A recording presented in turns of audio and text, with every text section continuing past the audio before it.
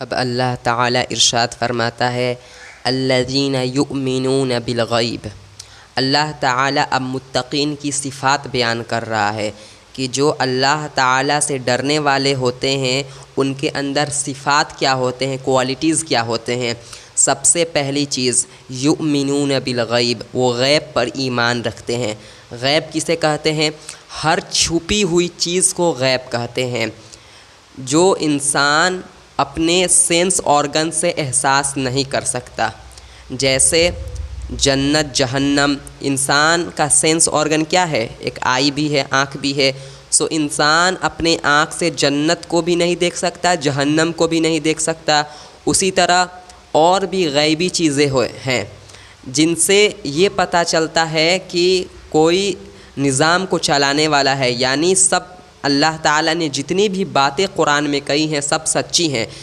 ان میں سے کوئی ایک غیبی چیز بھی ہمیں نہیں پتہ ہے، نہ ہم اپنے سینس آرگن سے اسے احساس کر پاتے ہیں، سو اسے غیب کہتے ہیں۔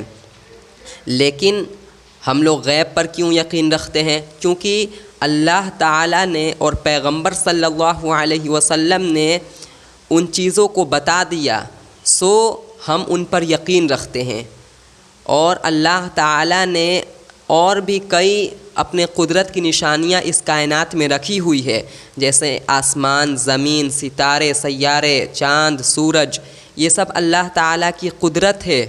اور اس پر اگر کوئی کافر غور و فکر کرے اور عقل سے سوچے نا، نیوٹرل ہو کر، سو وہ ضرور خالق تک پہنچے گا، یعنی وہ اس بات تک پہنچے گا کہ ضرور ان چیزوں کو کوئی بنانے والا ہے، یہ خود بخود نہیں بن گئی ہیں یہ چیزیں۔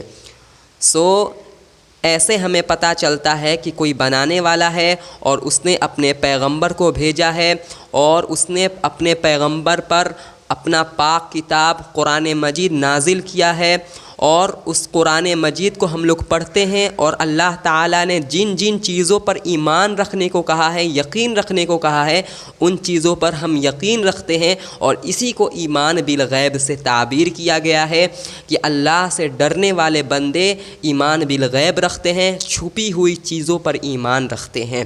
یہ ہے ایمان بالغیب کا مطلب۔ اب اللہ تعالیٰ بتاتا ہے دوسری صفات مومنین کی، جو اللہ سے ڈرنے والے بندے ہیں۔ کون ہیں؟ وَيُقِيمُونَ الصَّلَاةَ، اور نماز قائم کرتے ہیں۔ یعنی اللہ سے جو ڈرنے والے بندے ہوتے ہیں وہ نماز قائم کرتے ہیں۔ دیکھیں یہاں اقامت صلاح کا لفظ آیا، یعنی نماز صرف پڑھتے نہیں ہیں بلکہ قائم کرتے ہیں۔ اور نماز قائم کرنے میں صرف یہ نہیں کہ ایسے تیسے جیسے پڑھ کر نکل لیے، نہیں، بلکہ پورا خشوع اور خضوع کے ساتھ پڑھتے ہیں، نماز کے شرائط و ارکان کا خیال رکھتے ہیں، اور پورا اللہ تعالیٰ کے طرف متوجہ ہو کر پڑھتے ہیں۔ اس کو کہتے ہیں اقامت صلاح۔ اچھا، اللہ تعالیٰ نے صرف اقامت صلاح کا کیوں ذکر کیا نماز کا؟ وجہ یہ ہے کہ بدنی عبادت میں جو باڈی سے عبادت کی جاتی ہے اس میں سب سے اہم عبادت نماز ہے، اس لیے اللہ تعالیٰ نے ایمان کے بعد بدنی عبادتوں میں سب سے پہلے نماز کا ذکر کیا۔ اب اللہ تعالیٰ فرماتا ہے وَمِمَّا رَزَقْنَاهُمْ يُنْفِقُونَ، اور جو رزق ہم نے انہیں دیا ہے اس میں سے وہ خرچ کرتے ہیں۔ رزق کہتے ہیں روزی کو، گزارے کے لیے جو اللہ تعالیٰ نے آپ کو دیا ہے، جو آپ کو مال و دولت، اسباب، جو بھی اللہ تعالیٰ نے آپ کو دیا ہے اس کو رزق سے تعبیر کیا گیا ہے۔ سو اللہ تعالیٰ نے کہا کہ جو ہم سے ڈرنے والے بندے ہوتے ہیں وہ میرے دی ہوئی رزق میں سے اللہ کے راستے میں خرچ کرتے ہیں، یعنی آپ کے پاس جو بھی ہے آپ اس میں سے اللہ تعالیٰ کے راستے میں خرچ کریں۔ اچھا دیکھیں، اللہ تعالیٰ نے من کا لفظ لایا، من ما رزقناہم۔ من کا لفظ تبعیض کے لیے آتا ہے بعض دفعہ، یعنی کوئی چیز کا حصہ بیان کرنے کے لیے، جیسے من شعرن، بال میں سے، یعنی کچھ بال۔ تو اسی طرح یہاں پر مما آیا ہے، یعنی جو کچھ اللہ تعالیٰ نے دیا ہے اس میں سے سب نہیں بلکہ کچھ۔ پتہ چلا کہ سب کا سب خرچ نہیں کر دینا ہے، بلکہ اللہ تعالیٰ کہہ رہا ہے کہ کچھ اس میں سے خرچ کرنا ہے، کچھ اپنے لیے بھی رکھنا ہے، کچھ غریبوں پر بھی، مسکینوں پر بھی، اور جہاں جہاں اللہ تعالیٰ نے کہا ہے وہاں وہاں خرچ کرنا ہے۔ دیکھیں زکوٰۃ ہوتا ہے اور دوسرا صدقات ہوتا ہے۔ ہمارے یہاں زکوٰۃ جو فرض خرچ ہوتا ہے اس کو زکوٰۃ سے ہم لوگ تعبیر کرتے ہیں، جو سال میں نکالا جاتا ہے، جتنا اگر آپ صاحب نصاب ہے تو اس کو زکوٰۃ سے تعبیر کیا جاتا ہے، وہ فرض ہوتا ہے۔ اور ایک ہوتا ہے نفلی جو صدقات ہوتے ہیں، نفلی زکوٰۃ آپ اسے کہہ لیں، صدقات جسے ہم لوگ اپنی اصطلاح میں کہتے ہیں، اس کا خرچ کرنا نفل ہوتا ہے، آپ خرچ کریں گے تو ثواب ملے گا، خرچ نہیں کرتے ہیں تو آپ کو گناہ نہیں ملے گا، لیکن ایک فرض ہوتا ہے جسے ہم لوگ زکوٰۃ کہتے ہیں۔ اس میں دونوں چیزیں شامل ہے، آپ زکوٰۃ بھی دیں اور اسی طرح صدقات و خیرات بھی کریں۔ یہ اللہ تعالیٰ کے نیک بندے ہوتے ہیں، اللہ تعالیٰ سے ڈرنے والے بندے ہوتے ہیں۔ ان صفات کا سب سے پہلی صفت کیا؟ ایمان بالغیب، یعنی جو اللہ تعالیٰ نے چھپی ہوئی چیزوں کا بتا دیا ہے کہ ان چیزوں پر یقین رکھنا ہے، جنت، جہنم، فرشتوں اور بھی بہت ساری چیزیں ہیں جن کا تذکرہ انشاءاللہ آگے آتا جائے گا۔ ان چیزوں پر یہ لوگ یقین رکھتے ہیں، اور اسی طرح یہ لوگ عمل میں کیا کرتے ہیں؟ سب سے اہم عبادت نماز قائم کرتے ہیں، اور قائم نہیں بلکہ خشوع اور خضوع اور تمام اس کے شرائط کے ساتھ اس کو ادا کرتے ہیں۔ پھر اس کے بعد کیا؟ یہ لوگ اللہ کے راستے میں خرچ کرتے ہیں، اور خرچ کرنے میں نے دونوں چیزوں کا تذکرہ کر دیا، زکوٰۃ بھی اور صدقات و خیرات بھی۔ اب اللہ تعالیٰ فرماتا ہے والذین یؤمنون بما انزل الیک وما انزل من قبلک، اور یہ لوگ یعنی اللہ تعالیٰ سے ڈرنے والے بندے یہ کیا کرتے ہیں؟ اے پیغمبر صلی اللہ علیہ وسلم، جو کتاب آپ کی طرف نازل کی گئی ہے یعنی قرآن مجید، وہ لوگ اس کتاب پر ایمان رکھتے ہیں، یعنی اس کتاب پر یقین رکھتے ہیں کہ یہ جتنے مضامین ہیں یہ سب اللہ تعالیٰ کے طرف سے ہیں، اور ان مضامین میں کوئی شبہ نہیں ہے، اور ان مضامین پر ہمیں دل و جان سے یقین رکھنا ہے اور عمل کرنا ہے۔ یہ جو اللہ تعالیٰ کے ڈرنے والے بندے ہوتے ہیں یہ یقین رکھتے ہیں، یعنی جو آپ کے طرف نازل کیا گیا کتاب ہے قرآن مجید، اور اسی طرح جو آپ سے پہلے کتابیں نازل کر دی گئیں، جو دیگر پیغمبر جو آپ سے پہلے گزر چکے ان کتابوں پر بھی وہ لوگ یقین رکھتے ہیں، جیسے تورات ہو گیا، انجیل ہو گیا، زبور اور بھی آسمانی کتابیں جو پہلے پیغمبروں پر نازل کی گئی۔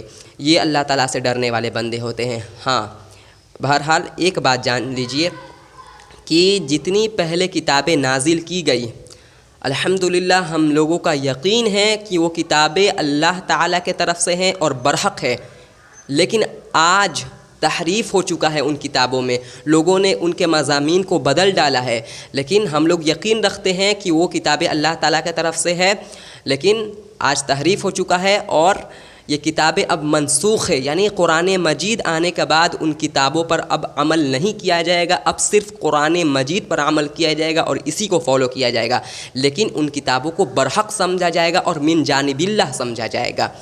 پھر اللہ تعالیٰ اچھا ایک اور پوائنٹ میں بتانا بھول گیا، یہ بھی سمجھ لیجئے کہ اللہ تعالیٰ نے یہ تو کہا کہ اللہ تعالیٰ سے ڈرنے والے بندے پہلے جو پیغمبروں پر کتابیں نازل ہوئی ان پر یقین رکھتے ہیں، ایمان رکھتے ہیں، لیکن اللہ تعالیٰ نے یہ نہیں کہا کہ آنے والے پیغمبر پر بھی وہ لوگ یقین رکھیں گے۔ اس سے صاف پتہ چلتا ہے کہ آپ صلی اللہ علیہ وسلم آخری نبی ہے، اس میں اشارہ دے دیا گیا ہے، کیونکہ اللہ تعالیٰ نے دوسرے مقام پر یہ بتایا ہے کہ میں نے پیغمبروں سے، تمام پیغمبروں سے یہ عہد لیا ہے کہ تمہارے بعد جو بھی پیغمبر آئے گا تم اس کی تصدیق کرو گے۔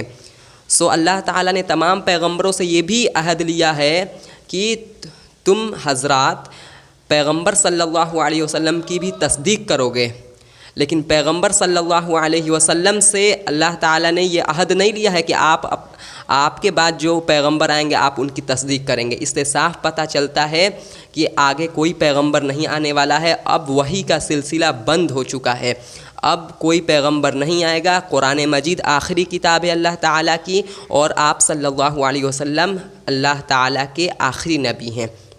اس میں یہ اس بات کا اشارہ ہے۔ اور اللہ تعالیٰ فرماتا ہے وَبِالْآخِرَةِ هُمْ يُوقِنُونَ، اور یہ لوگ آخرت پر یقین رکھتے ہیں۔ اچھا ایک اور چیز سمجھے کہ اللہ تعالیٰ نے تو کہہ دیا تھا کہ یہ لوگ غیب کی چیزوں پر ایمان رکھتے ہیں، چھپی ہوئی چیزوں پر ایمان رکھتے ہیں، پھر اللہ تعالیٰ اب آخرت کا تذکرہ الگ سے کیوں کر رہا ہے؟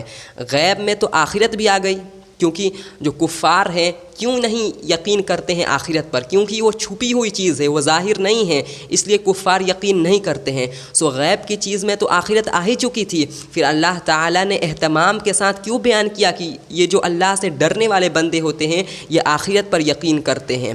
ایسا اس لیے کیونکہ آخرت ایک ایسی چیز ہے، آخرت ایک ایسا دن ہونے والا ہے جس دن کے خوف سے مومنین نیک اعمال کرتے ہیں اور برے کاموں سے بچتے ہیں۔ اس لیے اللہ تعالیٰ نے اس کا تذکرہ اہتمام سے کیا تاکہ جو مومنین ہیں، اللہ تعالیٰ سے ڈرنے والے بندے ہیں، وہ آخرت کا تھاٹ اپنے دماغ میں رکھیں اور گناہوں سے بچیں اور نیک اعمال سر انجام دیں آخرت کے تھاٹ کے ساتھ۔ کیونکہ آخرت کیا ہے؟ آخرت میں اللہ تعالیٰ ہم سے سوال کرنے والا ہے کہ تم نے کیا اچھے اعمال کیے، کیا برے اعمال کیے۔ سو جب یہ تھاٹ ہم لوگوں کے دماغ میں رہے گا، آخرت کا سوچ رہے گا، سو ہم لوگ اچھے کام کریں گے اور برے اعمال سے بچیں گے۔ اس لیے اللہ تعالیٰ نے کہا کہ اللہ سے ڈرنے والے بندے، متقین اشخاص آخرت کے دن پر یقین رکھتے ہیں کہ آخرت ایک دن قائم ہوگی، اللہ تعالیٰ فیصلہ کرے گا۔ پھر اللہ تعالیٰ فرماتا ہے اولئک علی ھدی من ربہم، یہ وہ لوگ ہیں جن کا میں نے ابھی تذکرہ کیا، یہ لوگ ہیں جو ہدایت پر ہے، سیدھے راستے پر ہے۔ کافر کے نزدیک وہ سیدھا راستہ پر ہے جو دنیا کماتا ہے، دنیا کی شہرت کماتا ہے، مال و متاع کماتا ہے دنیا میں، وہ کامیاب ہے دنیا پرستوں کے یہاں۔ لیکن اللہ تعالیٰ بتاتا ہے، اور وہی سیدھا راستہ پر ہے، لیکن اللہ تعالیٰ بتاتا ہے نہیں، سیدھا راستہ پر اور کامیابی کے راستے پر وہ ہے جو ان صفات کا رکھنے والا ہو، ان صفات کا حامل ہو، وہ شخص سیدھے راستے پر ہے، وہ شخص صحیح پاتھ پر ہے۔